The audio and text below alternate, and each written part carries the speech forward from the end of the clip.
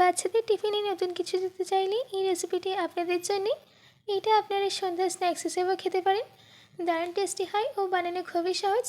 তো চলুন বেশি দেরি করবো না, শুরু করছি আমার আজকের এই সহজ রেসিপি। হ্যালো ফ্রেন্ডস, আমি পিনু কুকুর মিনুতে আপনাদের সবাইকে স্বাগত। সবার প্রথমে আমি গ্রিন চাটনি তৈরি করে নেব। তার জন্য একটা মিক্সি জারের মধ্যেই দিয়ে দিচ্ছি 1 মুঠো ধনেপাতা, একটা টমেটো, 2টো কাঁচা লঙ্কা, স্বাদ মতো নুন, 3 চামচ জল। এবার এটার একটা ফাইন পেস্ট রেডি করে নিতে হবে। দেখুন রেডি হয়ে গেছে আমাদের গ্রিন চাটনি। এবার একটা বলি নিয়েছি 7টা মিডিয়াম সাইজের সেদ্ধ করে নেওয়া আলু। এবার আমি আলুটাকে একটা কাঁটা চামচের সাহায্যে ভালো করে ম্যাশ করে নেব। আলুগুলোকে ভালো করে ম্যাশ করে নেওয়া হয়ে গেছে। এবার এর মধ্যে অ্যাড করে দিচ্ছি একটা মিডিয়াম সাইজের কুচি করে কেটে নেওয়া পেঁয়াজ, 2টো কাঁচা লঙ্কা কুচি, ধনেপাতা কুচি, স্বাদ মতো নুন, 2 চামচ গ্রিন চাটনি যেটা আমরা তৈরি করে রেখেছিলাম। এবার এই সব ইনগ্রিডিয়েন্টসগুলোকে ভালো করে মিশিয়ে নিতে হবে। সব ইনগ্রিডিয়েন্টসগুলোকে আলুর সঙ্গে ভালো করে মিশিয়ে নেওয়া হয়ে গেছে। এবার আমি এটাকে সাইডে রেখে দিচ্ছি। এবার এদিকে আমি নিয়েছি 2টো ব্রাউন ব্রেড স্লাইস। আপনারা চাইলে এমনি ব্রেড স্লাইসও নিতে পারেন। এবার একটা গ্লাসের সাহায্যে আমি এই ব্রেডগুলোকে কেটে নিচ্ছি।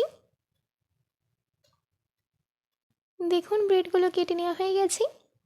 এবার আমি এই একটা ব্রেড স্লাইসের ওপরেই টমেটো কেচাপ লাগিয়ে দিচ্ছি, আর একটা ব্রেড স্লাইসের ওপরে লাগিয়ে দিচ্ছি গ্রিন চাটনি। এবার এই গ্রিন চাটনি লাগানো ব্রেড স্লাইসের ওপরে পটেটো স্টাফিংটা রেখে দিচ্ছি।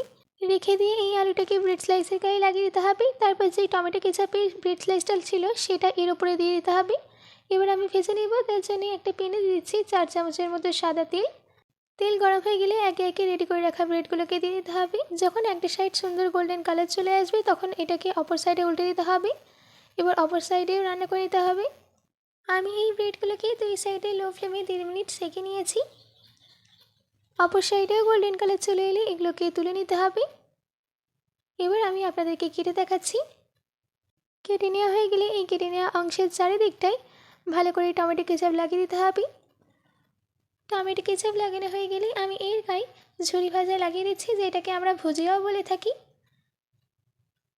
ঝুরি ভাজা লাগানো হয়ে গেলেই সার্ভ করে নিতে হবে। আশা করছি আমার আজকের এই রেসিপিটি আপনাদের ভালো লেগেছে। বাড়িতে এটি অবশ্যই ট্রাই করবেন ও কমেন্ট করে জানাবেন যে কেমন হয়েছে। আজকের মতো এইটুকু, আবার দেখা হচ্ছে অন্য কোনো রেসিপি নিয়ে। ভালো থাকবেন, সুস্থ থাকবেন।